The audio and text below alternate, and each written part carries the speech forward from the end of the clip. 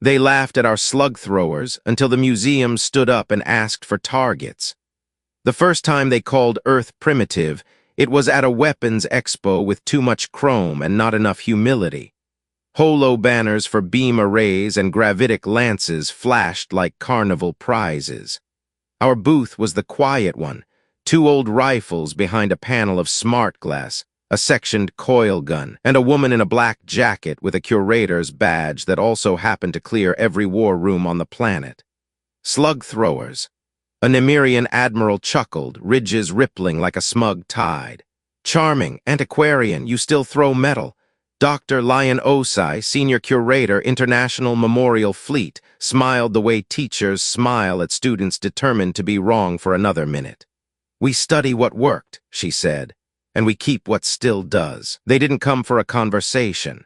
They came for a performance to paint human restraint as backwardness, to sell the galaxy a new fear, buy our civilized beams or be left with rocks. The council cameras loved it. Primitive trends easily when you are very sure history is a straight road and you are at the front of it. Osai tapped the glass. Look closely. The old rifle wasn't old.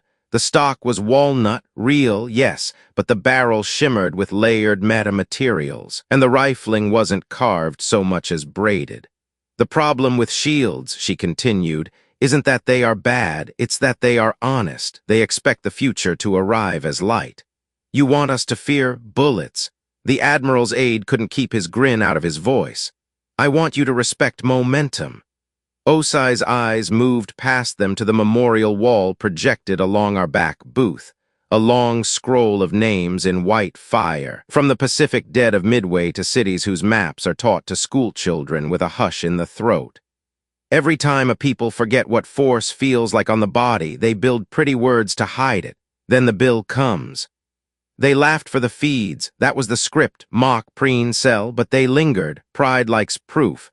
Osai obliged. She called up test footage every cadet on Luna watches their first week. Composite slugs shaped like philosophy lessons. In clip after clip, beams slapped a shield and bloomed into flowers. Slugs arrived as certainty, deforming fields, shattering assumptions, the math of momentum grinning through the sparks. The room grew less loud. Later that night, under the amber hush of the Orbital Remembrance Gallery, the same woman took the same walk she had taken every night for 15 years. Past the Cold War ring, past the Pearl of Lagos, past the Hall of Letters where treaties are shelved beside dog tags to remind children that paper costs blood when words are cheap. The gallery's spine is a station the public calls museum. Insiders call it by its older name, Anchor. Admiral Aaron Malik stood at the rim of the observation dome, hands behind his back, the posture of someone who has carried more funerals than medals. They called us primitive again, he said without turning. They always will, Osai replied, until the day they ask for our logistics manuals. He grunted. How many, Lion? How many can we still stand up with a clear conscience? She put her palm against the glass, where Earth's night side curved like a kept promise. All of them. In schoolrooms from Nairobi to New Kyoto, teachers tell the story this way. Once after wars that nearly taught us extinction, Earth built a set of ships and set them down, not out. Not into patrol, not into parades, into memory. We hardened them as museums, parked them as monuments, taught children to touch their hulls and tell the truth. We gave them docents and gardeners and archivists. And then, because we remembered the oldest paradox, that peace without capacity is an invitation to someone else's project, we gave our docents second jobs and hid an armory in plain sight under a covenant with our dead. The galaxy got used to our guns behind glass. It mistook our restraint for a lack. The Remembrance Day ceremony is in 3 weeks, Malik said. The hegemony plans a demonstration in orbit. They want to show us how politely their beams carve stone. He made polite sound like poison. Then we will show them how carefully a museum locks its doors, Osai said, and what it keeps behind them. He watched her for the question he didn't want to ask, the one every democracy must ask before it arms itself. What will this do to us? She answered before he spoke. We will not win by humiliating anyone's culture. she said. We will win by making decency cheaper than contempt. The memorial fleet is not vengeance. It is stewardship with teeth. We built it to remind us why we don't use it. He nodded once. Then let's remind them why we built it. On the morning of the Expo's second day, the Nemirian admiral returned with a flock of press. One demonstration, he said, boast wrapped in courtesy. Our flagship's shield, your quaint kinetic toy. Osai didn't blink. We don't fire at guests. She gestured to a sealed bay where a block of shielding gel hung in magnetic cradle. We do physics. The slug hit at subrelativistic speed, flowered into a needle, and walked through the gel as though through an idea grown stale. The press cut the clip to make it neater. The engineers didn't. They published the math and the materials and the limits. Primitive, Osai told the cameras, is what you call systems that cannot be repaired by honest hands. That night, the memorial fleet slept in its rings. Museum lights low, school groups gone, docents sweeping up the hum of 1,000 questions. Under the hull plates engraved with names, under the glass cases and tour plaques, reactors breathed slow and quiet. Systems that had not spoken in a century murmured to themselves like old friends. On the service level, a janitor leaned on her broom and listened to a poem a child had left stuck to a bulkhead. We kept the ship so we'd keep the stories. We kept the stories so we'd keep the rules. When the hegemony's ultimatum arrived, disarm your slug-era batteries and join the civilized weapons standard, or be disciplined. The fleet didn't flinch. Admiral Malik sent the only reply worth the ink. An invitation to Remembrance Day with seating on the balcony and a line at the bottom in a font big enough for Pride to read. Weapons must be cold to attend. Our guns are old, Osai told the cameras, because our memory is long. The hegemony called it a blockade. Lawyers called it extended inspection with teeth. The news called it exciting. Children called it scary. 12 ships parked across humanity's trade arteries wearing the expression of a bouncer who wants to be asked for a favor. Their officers' briefings dripped with contempt. Slug throwers, they whispered, as if the word itself were glue for a laugh. Malik did not order a sortie. He ordered a field trip. On the day the hegemony cut customs at Lagrange 2, the Orbital Remembrance Gallery opened its doors for free. The crowd that came was the galaxy, dock workers and diplomats, Khazar cadets embarrassed by last month's uniforms, Kashan engineers who like to argue with plaques. The tour was led not by soldiers but by teachers, because Earth does not let the uniform speak alone when it can put a blackboard beside it. They began in the Hall of First Principles. On the wall, etched in brass and patience, just ad bellum when you may start a war. Almost never. Just in bello how you must behave if the first rule is broken. Like a human being, just post bellum what you owe the morning after. More than you want to pay. A Titan schoolteacher lifted her hand. Why keep warships at all? Because we learned the hard way, said the docent, that good people must be able to say no with more than a speech. The memorial fleet is not a temple to violence. It is a set of reminders you can dock to. They showed the guests why the galaxy's fashion had drifted to beams and optics. Clean lines, pretty light, the promise of surgical war that never keeps its promise. They showed the guests how momentum ignores marketing. They did not sell fear, they sold literacy. In a side gallery, cadets learned how shields fail, not as shatters but as saturations, not as drama but as math. A young Nemirian traced a finger over a diagram that turned a ring of equations into a picture, a dense, shaped slug arriving like a question with mass. So you don't beat the shield, she whispered, half to herself. You go around what it was built to see, or through it, the docent agreed. If your ethics can afford the shot. Ours are stingier than our engineers. On the balcony above the Hall of Letters, Admiral Malik spoke to the council feeds without theater.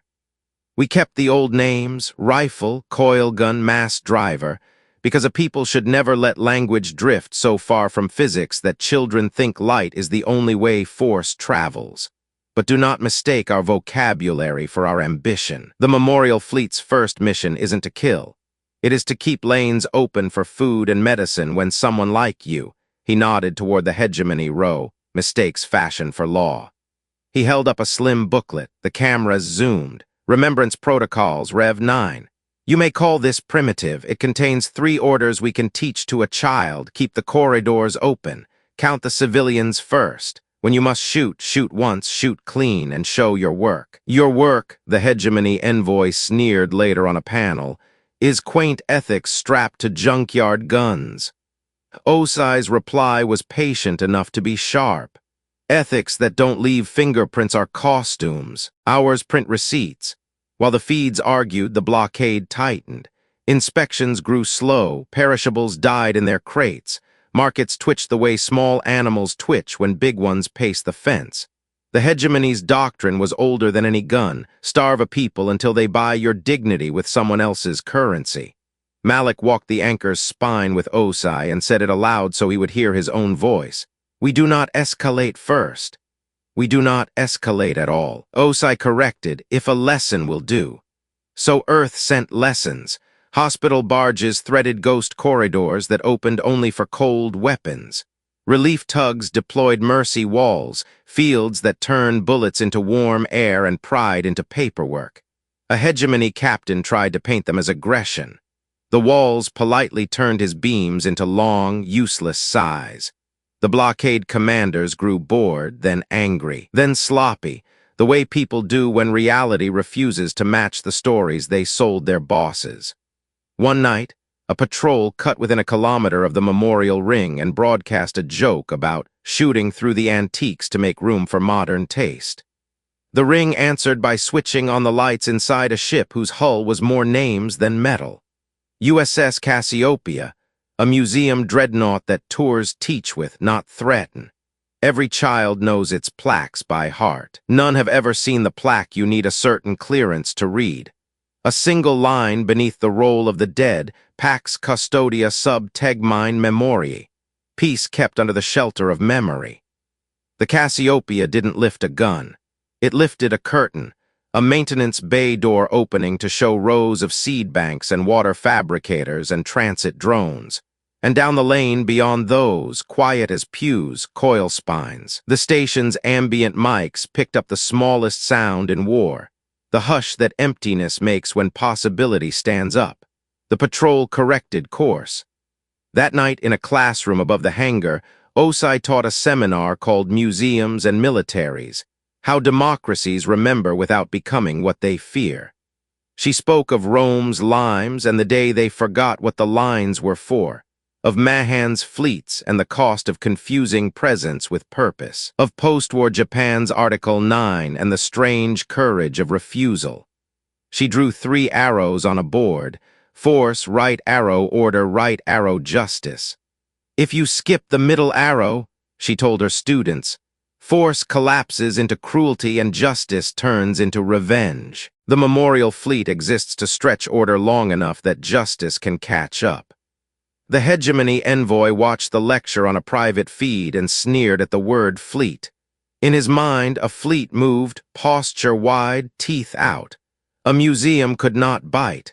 He was not wrong about the definition he knew. He simply did not know ours. When the remembrance bells rang, the ships with names became ships with jobs. Remembrance Day dawned in a wash of brass and blue. The gallery's public decks filled with citizens in borrowed jackets and children carrying paper poppies. The hegemony's delegation took their balcony seats with the tight smiles of men sure they were about to be entertained by a quaint parade. Above them, the memorial ring turned like a string of prayers. At the 12th hour, the bells began. They are not the quiet chimes piped through museum corridors.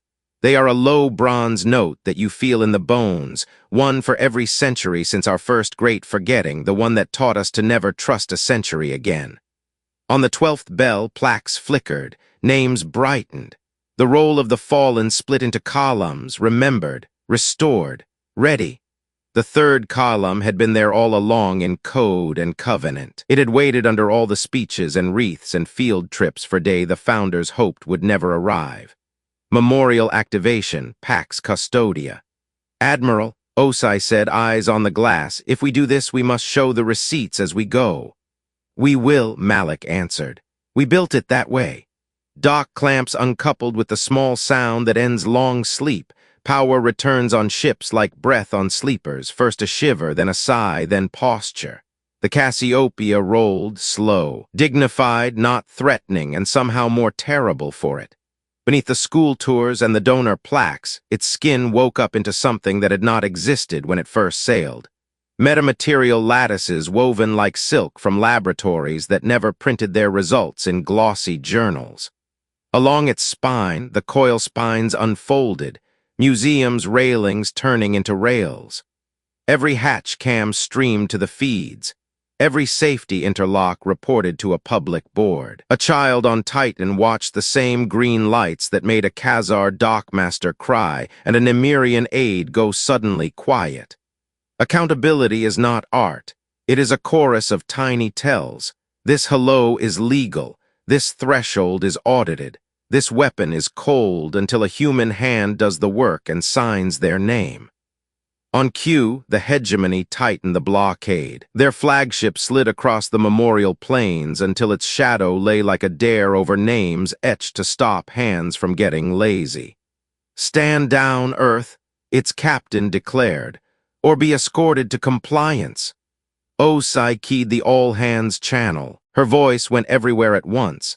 Classrooms, kitchens, council chambers, ships where beam crews lined up for the old, sweet arrogance of doctrine. "This is the curator speaking as command," she said. "The memorial fleet is activating under remembrance protocols. Civilian corridors open first. Targets limited to blockade elements engaged in active denial of food and medicine. Every shot owes the public a paragraph." "A paragraph?" Malik snorted, amused even now. "The day you can't explain it to a 12-year-old, she said, "you don't get to fire. There is a reason we hid the fleet under plaques. Partly it was ethics, rituals that bind hot hands to cold memory. Partly it was engineering. Museums are built to be touched by millions of careless fingers. They are robust in the way frontline hardware envies. The Cassiopeia's corridors were over-engineered not for Marines, but for school groups. That makes for good damage control. Her reactors are sized for citywide light shows and sanitation systems. That makes for obscene endurance. Her data backbones are designed to hold the names of the dead forever. That makes for logs a prosecutor can love." "Primitive," the hegemony envoy said again, but softer, and the syllables no longer gave him the thrill they used to. The first shot of Remembrance Day was a rail warning. A dense ceramic slug aimed not at a hull, but at a point precisely 1 kilometer shy of a hegemony patrol's nose. It passed through space with the indifference of geology, leaving only a wake of realized math. Their shields flared, confused. This was not light. Their helms shivered, honest. This was momentum. The patrol backed off, suddenly unwilling to be a lesson in a children's textbook labeled "When Pride Forgets Physics." The second shot was a sliver of nothing called an edger, a shaped cloud of micro-fragments that becomes a wall when a ship with a hot weapon tries to push through, and becomes dust when a ship with cold weapons asks politely. The corridor opened like a throat learning to swallow again. A freighter full of antibiotics threaded through. The galley deck of the Cassiopeia erupted in exactly one cheer, then went silent as the public scoreboard stamped a green line. Civilians fed. 23,004. You cannot gloat while counting hungry mouths you helped feed. It ruins the taste. The hegemony flagship lit its main beam. The Cassiopeia did not reply in kind. It showed the audience what order looks like between force and justice. Mercy walls bloomed to catch the spill. A coil spine shrugged and placed a slug between two shield nodes where every manual on Earth had circled the same sentence for a century. Here, where the math forgets itself. The beam shuddered. The flagship trembled, intact, humiliated, very alive. "Explain that shot," Malik said. Osai faced the nearest camera. "We removed the ability to deny food to civilians without risking a hull," she said. "We did it the boring way, study. Maintenance, rehearsals we didn't post for likes, and a culture that lets janitors halt admirals." Behind her, the ready column kept filling. Names became call signs. Museum docents became flight chiefs who still kept a plastic bag of crayons in their pockets because field trips resume after war's end. In 100 living rooms, a new lesson settled into a child's spine. Memory is not a statue. It is a tool. The blockade wavered. Doctrine does that when it meets reality shaped by people who bothered to know the old words and the new math. The hegemony envoy swallowed. "What is this fleet?" he whispered, not to the cameras, but to himself. An apology with rails, Osai might have said if he'd had the sense to ask her. Instead, she keyed the bell again, and the 12th note rolled out like dawn. They called it a parade until the parade parted the sea. The hegemony had one advantage left: spectacle. If they could make us look like brutes, they could sell the loss as tragedy. Malik's orders cut that path off at the knees. "No kill shots unless a corridor is under immediate fire," he told the fleet. "No heroics. Count everything. Read your paragraphs." Docents call them what they were now, curator-commanders, readied ships named like chapters in a book every family on Earth keeps. Arlington, Kigali, Seoul, Warsaw. Kigali again because some names you must say twice to honor the second rebuilding. They lifted with the slow certainty that makes brawlers nervous and bureaucrats devout. No waddling, no swagger, just the sound of well-kept bearings and the glow of audited reactors. The hegemony flagship tried to anchor the narrative with light. Its beams painted the sky in colors that conned civilians into thinking bloodless war is a kaleidoscope. The Cassiopeia replied with a thing children understand: a straight line thrown true. Slug met shield, exploited the seam, converted posture into math. The flagship's cannons cycled down not because we exploded them, but because our shot reminded them of the contract they signed with rest of galaxy safety standards. Do not fire into a declared civilian corridor without triply redundant justification. The Cassiopeia published the beam's telemetry with a green stamp. Violation prevented. Corridor intact. 3 more museums, Otranto, Kigali, Ypres, took station across the lanes. Their coil spines never once warmed to the color that means you've let your anger write checks your ethics cannot cash. They wrote instead in the language we teach 5th graders. This line is for food. This line is for ambulances. This line is for going home. Ships with hot weapons found themselves gently redirected by physics that knew the difference between intent and inertia. From a hegemony escort, a bright-eyed lieutenant radioed to the Cassiopeia's public channel, voice shaking with the sincerity of someone who has never been allowed to admit doubt. "Why hide this fleet as museums?" he demanded. "Why not fly them in triumph?" Osai answered because teachers answer even when the student asks in front of 1,000 sneers. "Because triumph is a bad teacher," she said. "Museums slow your feet. They make you speak in complete sentences. They tie the act to the cost. We did not build this to win arguments. We built it to make cruelty expensive." He cut the line without thanking her, but his helm drifted a centimeter away from the corridor, and that is a kind of gratitude. On the public feed, Nor Al-Kindi, the archivist who can make a room forget it is armed, gave the lecture that changed the comments section. "When we call something primitive," she said, voice like a soft hammer, "we often mean not fashionable. The wheel is primitive, so is washing your hands. The question is not whether a tool is old. The question is whether it binds us to our best behavior." She pointed off-screen toward a hull covered in names. "These ships are old ideas with new rails. They make honesty cheaper." The hegemony tried one last theater, a massed burn aimed at pushing past the memorial ring before the feeds could frame it as petty. The sky went white in that way it does when people want drama to hide their homework. The memorial fleet answered with counting. Tally drones swarmed, stamping every megajoule with a date, time, and direction vector, every power surge with a colored box that meant bluff, posture, or almost. Policymakers hate numbers that voters can read. Voters loved them. "Read me your paragraph," Malik told a gunnery chief whose finger itched at an angle that meant trauma he hadn't told anyone about. "Blockade element Gamma attempted to interdict a grain barge," the chief recited, voice slowing to let his ethics keep up with his aim.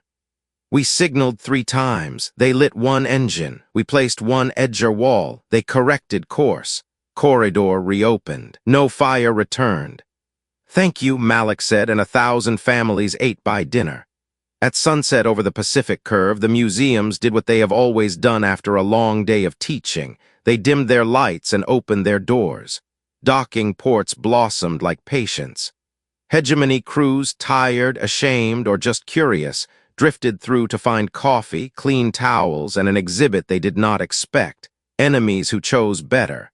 On one wall, photos of former adversaries who later sat down to write joint standards. On another, the small items that survive wars, letters, spoons, a child's shoe, and the promise beneath them, if we must fight, let us fight in a way that leaves someone to carry these into a morning. Is this propaganda? A junior officer muttered, fingering a tag that read Luzon, 1945, canteen, dented. It's homework, a docent corrected, and handed him a booklet, Remembrance Protocols, Public Edition. By the time the stars took back the sky, the blockade was a posture with nowhere to stand. The hegemony envoy asked for a private channel and did that trick diplomats do when they want a concession without calling it one. We can coordinate inspections to avoid misunderstandings, he said. You can keep your weapons cold and visit the gallery like everyone else, Osai replied. You can also bring flowers. He did not say yes. He did not say no. He looked at his own hands the way a man does when he realizes his fingers are not trusted by doors built by better people. At midnight, Malik walked the ring like a mayor checking locks. He paused at a child's drawing taped to a bulkhead, 2 big ships holding a lane for a little one that looked suspiciously like a lunchbox with thrusters. Under it, in messy capitals, make IT boring. He touched the paper like one touches a forehead before school. Working on it, he promised nobody or everybody, and turned back toward the bridge where paragraphs are weapons and railguns are grammar. If you can't teach it to a 12-year-old, Osai said, you don't get to fire it again. By morning, the blockade was less a wall than a sulk. The hegemony's ships hung just off the memorial plains like scolded statues, their beams idling, their crews reading numbers they had never been trained to respect. Admiral Malik did not order a chase.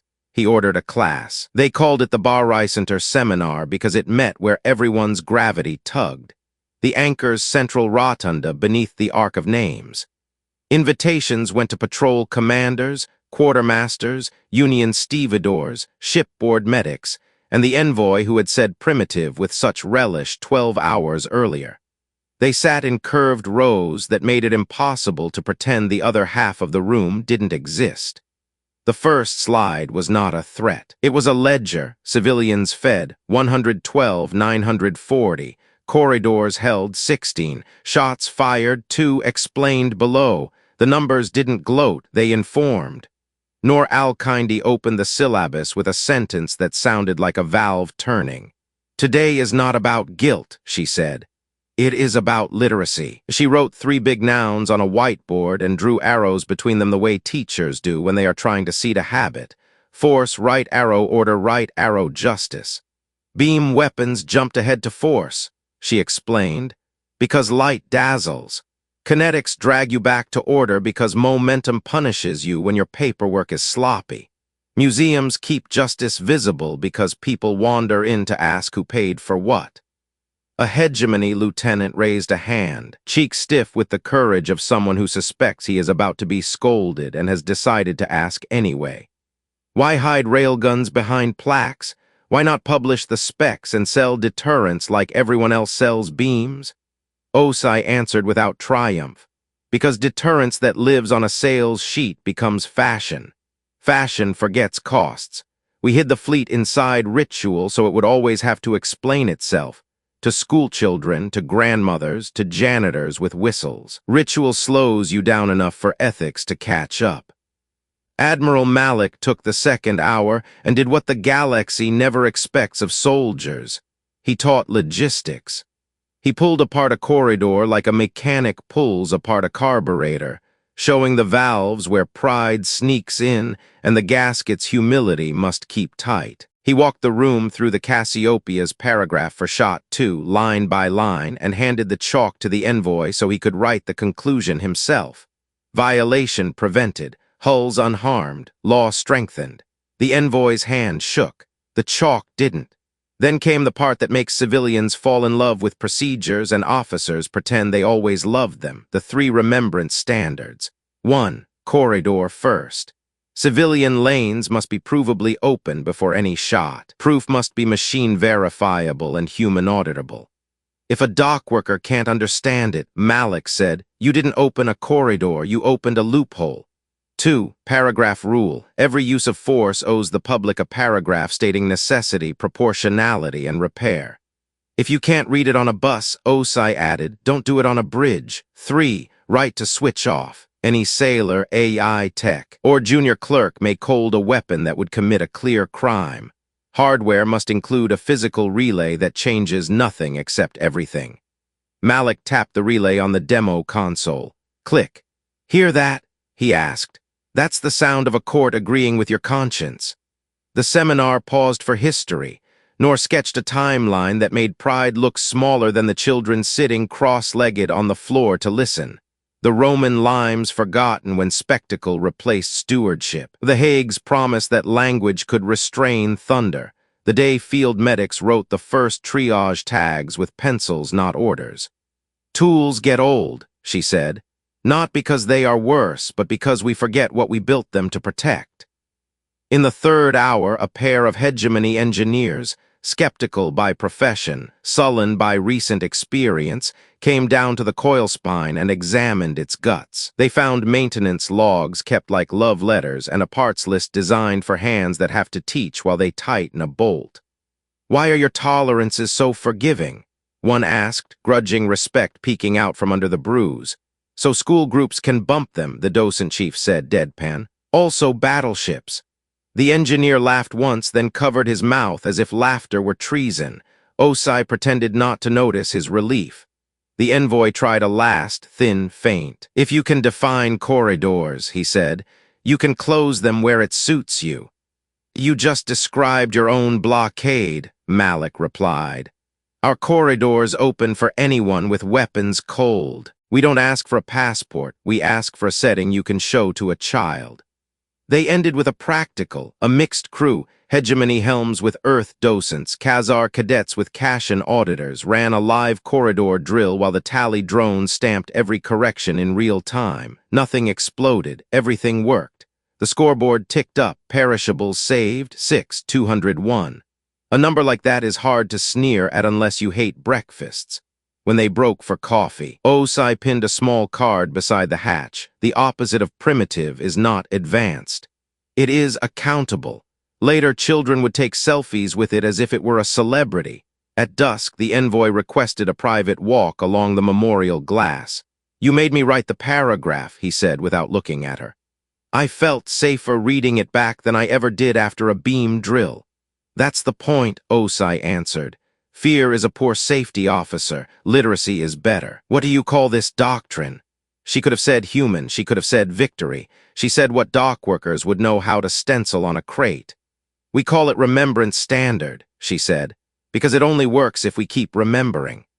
Outside in the breathing dark, the fleet's lights dimmed one notch as museums do after hours. The blockade did not return. The room in which the word primitive had strutted yesterday now felt like a place where grown-ups work. Power without vows rots, Malik told the crew.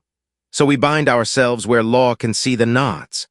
Diplomacy prefers signatures. Democracies prefer oaths. 3 days after the seminar, the Anchor's atrium turned into a courthouse built by a carpenter. Simple railings, a wide floor, witnesses seated where they could whisper corrections, and microphones that favored soft voices. On the dais stood the people who would carry the doctrine into the long, boring years that make civilization possible. Docents with grease under their nails, taladrone technicians, quartermasters, medics, school principals who ran the field trip rosters. Admirals stood in the second row. That was the point. Nor read the preamble, not like a spell, but like a recipe you teach your children so they can feed themselves when you are gone. We, custodians of the memorial fleet, swear to keep force under glass, order in the open, and justice in the habit. We swear to tie every weapon to a paragraph, and every paragraph to a person who can say it on a bus. Then came the clauses, plain as ship steel. 1. Glass first. The fleet belongs in museums by default. Any activation must begin with a public reading of the names on its hulls and the corridors it will open. 2. Cold weapons gate. Aid, trade, and passage shall be conditioned only on one test: weapons cold, audited by independent citizens with the authority to stop an admiral. 3. Receipt doctrine. Every action must yield a receipt, a single, legible statement of aim, method, and repair. Receipts are posted before celebrating and count for more than speeches afterward. 4. Repair over ruin. If a target can be made harmless by removing options, we remove options. Destruction is the last resort, not the first flourish. 5. Clock to glass. After activation, the fleet must publish a return-to-glass clock with conditions for stand-down that children can track on a classroom wall. 6. Enemy to neighbor. When the corridor opens, the first invitations go to the ships that blocked it. Your enemy today is your inspector tomorrow, Norse said. Treat them accordingly. 7. Right to refuse glory. Any crew member may refuse a medal given for an action that did not meet the paragraph rule. Command shall honor the refusal in public. The oath did not end with trumpets. It ended with a line that would later appear on bus stops and inside policy manuals. Make IT boring. Children in the gallery snickered and then wrote it down like a dare against their future selves' impatience. When the line for signatures formed, something lovely and subversive happened. A janitor stepped ahead of a captain, not cutting, simply arriving, and nobody minded. Her name was Mara, the one who had taped the child's lunchbox ship drawing to Bulkhead C. She signed in slow, careful letters as a witness and an owner.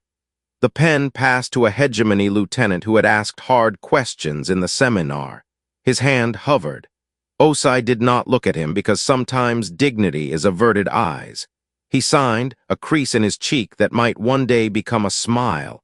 The envoy hesitated at the edge of the dais, pride wrestling with a hunch that was becoming conviction. Norse saved him with a history lesson disguised as mercy. In 1948, she said, Japan wrote Article 9. In the decades after, people argued whether it made them weak or strong. What it did was give them a sentence to point at when the drums got loud. We are writing ours in our own grammar. You may borrow the sentence. He signed. It did not cost him rank. It bought him sleep. Admiral Malik went last among flag officers and first among stewards. I have carried orders I wish I could unread, he said to the microphones. This oath is how we keep our grandchildren from carrying ours. He pressed the pen hard enough to leave an impression on the paper below the signature line. That paper went into a frame. The frame went under glass, some things you keep visible so your hands remember where promises live. Then came the part Malik had dreaded and insisted on, the shutting. Coil spines folded with a sound like a book closing. Reactors rolled down to museum levels. The public scoreboard switched from corridor metrics to maintenance logs and field trip schedules. The return-to-glass clock appeared in a corner of every feed. 72 hours until full museum mode if corridors remain open. 6 signed audits required. 1 more class scheduled for mixed crews. Policy nerds cheered. Admirals bit their tongues. Children set reminders. Not everyone blessed the moment. A cluster of loud voices on the council channel demanded that Earth keep the fleet hot for deterrence posture. Malik stared into the camera and used a teacher's weapon, a question with only one honest answer. Will you fund the docents and archivists who make sure we speak in paragraphs? He asked. Will you submit your own fleets to the cold weapons gate? The loud voices went quiet because they liked deterrence that cost other people's sleep. On the memorial balcony, Osai found a Khazar cadet, jaw still scaled with embarrassment from last month's uniforms, reading the oath aloud to himself. I thought strength meant being first to fire, he confessed. It means being first to stop, she said, and being ready to explain why. At midnight, the bells rang once, not 12 times, just once. A note that said, "We are still under vows." The corridors stayed open without needing slugs to remind them. The scoreboard ticked to green across the sectors where bellies write rougher paragraphs than any admiral. The oath held. We did not hide a fleet, nor told a circle of first-year cadets. We hid a syllabus in ships. They asked the question every generation deserves to ask before it inherits a tool. Why in glass? Why for so long? The official answers were printed on visitor brochures, public oversight, cultural continuity, fiscal camouflage that kept wolves from sniffing a line item called deterrence. Those answers were true and insufficient, nor led them down a maintenance stair most tourists never see, past murals painted by schoolkids during sleepovers and signs with arrows that said cafeteria in 50 languages because hunger is a universal. She stopped at a door older than the anchor and keyed a code that belonged to a woman dead 2 generations now. The room on the other side was modest. A long table, a map of Earth's seas as they were before we learned to calm them, and a case of papers yellowed on purpose to remind hands to be gentle. "Project Archivist," she said, and let the syllables fall like the names of grandparents. The founders did not think they were clever. They thought they were frightened. The 20th century taught them that triumph decays into habit and habit into hunger, so they decided to build a deterrent that could not be swaggered with, something that would make you wash your hands before touching it. The first page in the case was a letter from a shipyard welder to a city council. If you make these smooth and gleaming, politicians will want to drive them. The margin bore a reply in a different hand. Make them solemn and sharp. Put chaperones on every deck. The second page was a contract template. Any bolt replaced by a docent would be initialed by a student observer who had to be able to explain the torque setting to their grandparent. The third page was a motto written in block letters and grease. We will never pretend the cost was light. Nor pull down a canvas cover to reveal a photograph. A launch day with no confetti, only rain and women in work coats who had forgotten to take off their wedding bands. They built the memorial fleet as a place to put grief where it could be watered into discipline, she said. And then they wrote rules that made mischief expensive and boredom holy. A cadet, Nemirian, crest too young to hide his wonder, stared at a schematic of a coil spine labeled field trip mode. "Why these rails?" he asked. "Why this redundancy?" "Because children lean," Nor said. "Design for leaning and ships survive officers." The room laughed. The laugh turned into respect as she pointed to the paragraph bus. A literal bus, yellow paint still cheerful after a century, fitted with consoles that teach the paragraph rule the way drivers ed teaches braking distance. In the old days, they drove classes up to courtroom steps and made senators write their reasons on paper where mothers could read them. That habit migrated into hulls. They read a founder's note about heritage budgets, how museums never lose funding in a democracy that likes to show itself to itself, how line items called stories protect line items called spare parts. They traced a procurement path that turned snake oil into audit trails and graft into archival donations. If it was cynical, it was also kind. Cynicism protects less. Kindness protects more. "Why not publish this earlier?" the Khazar cadet asked, voice catching on a shame that hadn't let him breathe right in weeks. "Because if we had, we would have been forced to use it to prove a point," Nor answered. "We wanted to use it to keep promises." She pointed them to a final page, one they had to sign for before reading. The shutter clause, a mechanism by which any 2 citizen auditors, a medic, and a school principal could force a stand-down even if admirals disagreed. "We put the off switch in the hands that wash the floors," she said. "We still do." On their way out, they passed a panel of dented metal with a plaque that children love because it gives them permission to be clumsy. "These scratches are from field trips. They are the only acceptable damage." That night, Malik reread the founding notes alone in the small hours and understood why the oath had felt like remembering rather than invention. He thought of his father, who had been a janitor at a courthouse and had taught him to respect mops because mops keep the room ready for justice. He thought of the envoy's chalk-shaking hand and the lieutenant's face when the relay clicked. He thought of Osai's line about museums making you speak in complete sentences and smiled into an empty room that felt anything but. At dawn, Osai stood under the Cassiopeia's bow with a class of first graders and explained the hardest concept they would learn this year. "We keep sharp things in glass," she said, "so we have to ask permission from memory before we touch them." A child raised a hand. "Who gives permission?" "You do," Osai replied, "because you're the memory we're making this morning." "We didn't win a battle," Osai told the council. "We won a chore chart." The hegemony lifted its blockade without ceremony. Spectacle had failed, logistics had prevailed.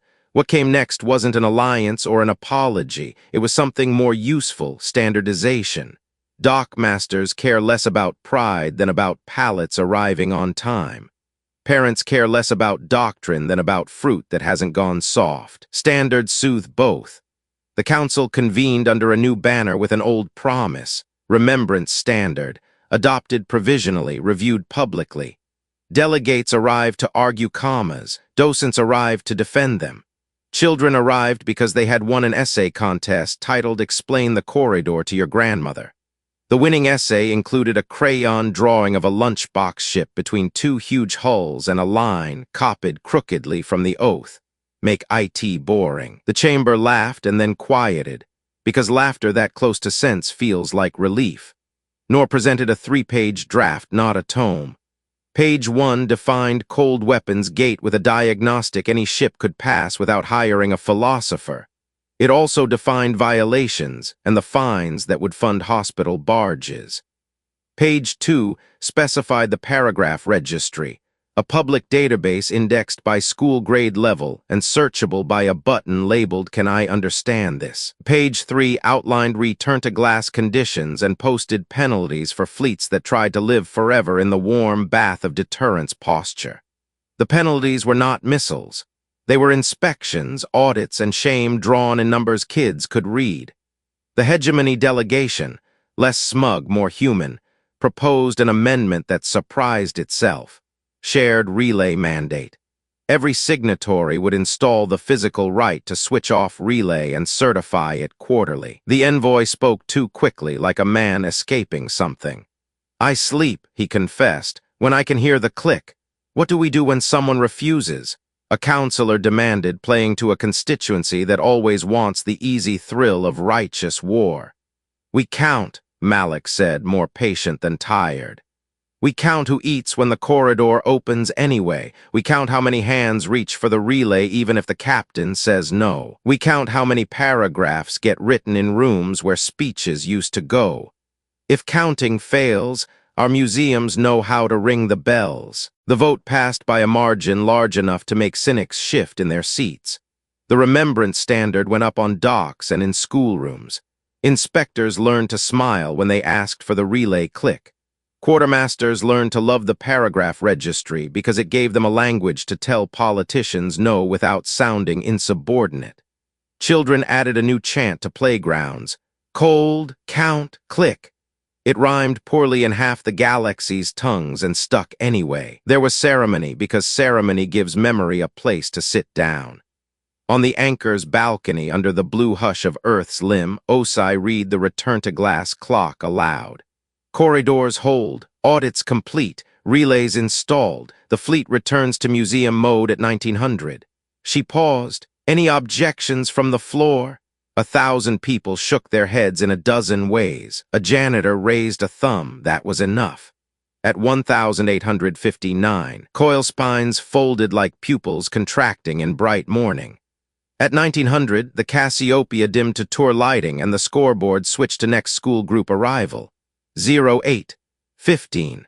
Marines who had learned to pour coffee for former enemies went back to wiping fingerprints off glass and pointing out rivets to kids who wanted to count them. The lunchbox ship from the crayon drawing came aboard on a real field trip, tiny hands on straps, eyes huge under the reflected names. The hegemony envoy arrived with flowers, awkward late reel. He placed them under the brass letters that spelled we kept the ship so we'd keep the stories. You made us feel provincial, he admitted to Osai, not quite smiling. It was uncomfortable. It was also correct. Provincial is a compliment when the province is well run, she said. Welcome to the gallery. The gift shop sells booklets on how to argue about commas. Malik shook hands across ranks and species, then slipped away to the quiet place he had found on his first night as a midshipman. A seam in the anchor's glass where you can press your forehead and hear the station hum inside your bones. He thought of his father's mop, of Nor's chalk, of Osai's paragraphs, of the child with the lunch box ship. He whispered the end of the oath to the dark, power under vows, vows under glass, glass under public hands. On a distant training range, a young hegemony lieutenant taught his first class under a new curriculum. He began not with beams but with the relay. Click.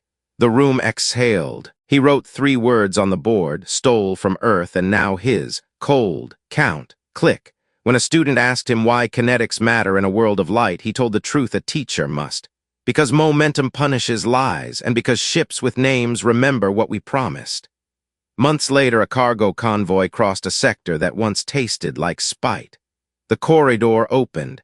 A thin vein of light, audited by drones, guarded by museums that pretended to be asleep. A child looking out a porthole asked what the big ships were called. Her mother read the names aloud, not as threats, but as a litany that made breakfast possible. When the corridor narrowed, a tally drone flashed a friendly scold at a captain whose weapons warming was more habit than malice. He laughed and safed them. The corridor brightened. The child clapped. They still call Earth primitive in some rooms. That's fine. We kept something ancient on purpose, the discipline of vows, the decency of receipts, the humility of glass. Our museums will sleep again until memory needs teeth. Until then, the plaque at the anchor's entrance explains our civilization in a sentence a 12-year-old can whisper to a nervous parent. We kept our guns in glass so we'd have to ask our children to open the case.